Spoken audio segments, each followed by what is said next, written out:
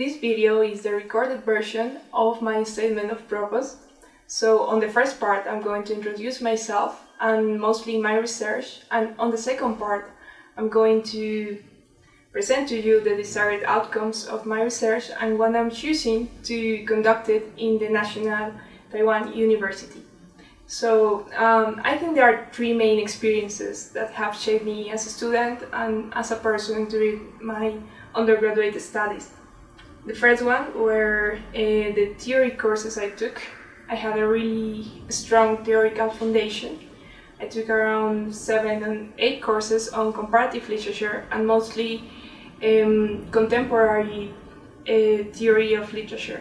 So I consider that as a really strong point of my resume, in the sense of it had prepared me to approach text from a theoretical frame.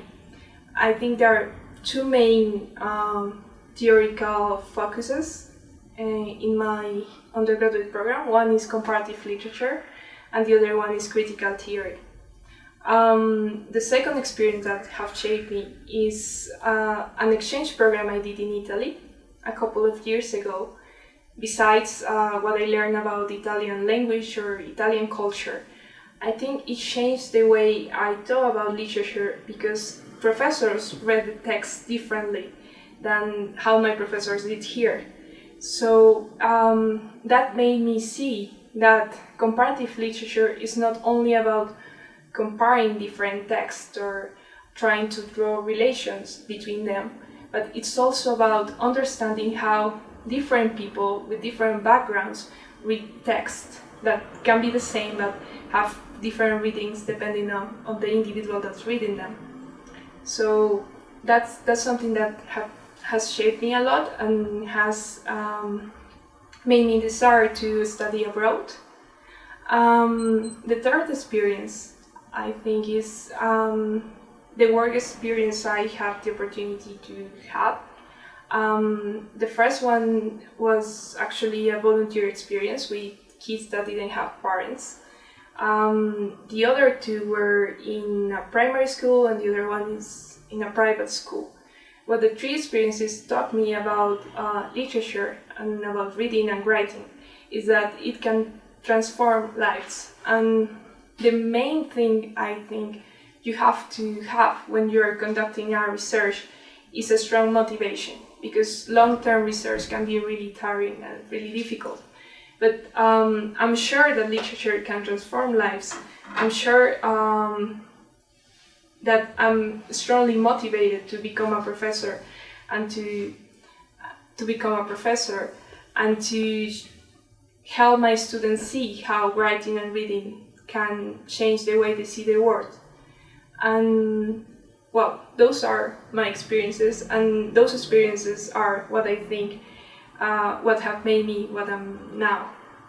But what I want you to present, what I want to present to you actually is my research. So I think there are two main points in literary scholarly research. The first one is the methodological frame you choose, and the second one is the corpus you choose to study. So my methodological frame is obviously comparative literature, because I believe, as every comparatist, that a text is not an isolated phenomenon, but it exists and coexists with other texts in a continuum of meaning. So you cannot actually understand a text if you don't try to compare it, or if you don't try to track the dialogues that is establishing with other kind of media, of other kind of text. I actually have research experience in this area because since 2013, I believe, I'm part of a research group, the research group of the director of my thesis dissertation, that's called Contrapuntos, and is focused on the relation between text and the visual arts. More precisely, my thesis dissertation was about the reading of Shakespeare by Orson Welles in his movie Chimes at Midnight. There I was able to see how director from the 20th century could read dramaturg from the 16th century and find like sense and find the same conflicts that he was facing in his time. So that was pretty amazing. I have conducted like a little bit of research in other courses. We have special courses here in my undergraduate program that are called seminars. I took 3 of those, but all of the research exercises I did were mainly focused on the same thing, like the relation between visual arts and text. So my current research is inspired by a book by Toni Morrison called Playing in the Dark. In the book she argues that blackness is a main component of Gothic literature in America because writers, especially in the 19th century, are seeking the American identity, and a way to find it is to oppose whiteness to blackness. And one of the features of this literature is the use of Gothic tropes to represent the black, the other. And that's where I think my research is heading. Why? I'm not that interested in Gothic literature in England in the 18th century, even though I know it's important to know it, to talk about the Gothic tradition. But what I'm really interested about, and what I think is relevant in our context, is to talk about how Gothic motifs and Gothic tropes have migrated around the world and have helped writers talk about problems of identity and problems of otherness and problems of how the self can be divided, or how the limits between the self and the other are not that clear. The methodological frame I'm using, obviously, is comparative literature, not only because it's the background, like the theoretical background I have, but also because it allows you to see how Gothic is not just a textual phenomena, but it's really important, for example, in cinema, in visual arts, and how that continuum of Gothic becomes the place where writers are drawing their ideas from, and the place from where writers are questioning the hegemonic representation of the self and the other as opposing and different entities. So that's what I hope my research to be. What I'm choosing National Taiwan University to conduct it. First, because it's one of the best universities in the world. I just arrived from a 2-month trip in Taiwan, in Taipei and in Taichung. And what I learned there is, first, how rigorous the study is and how I could really love to study there because the environment is just great.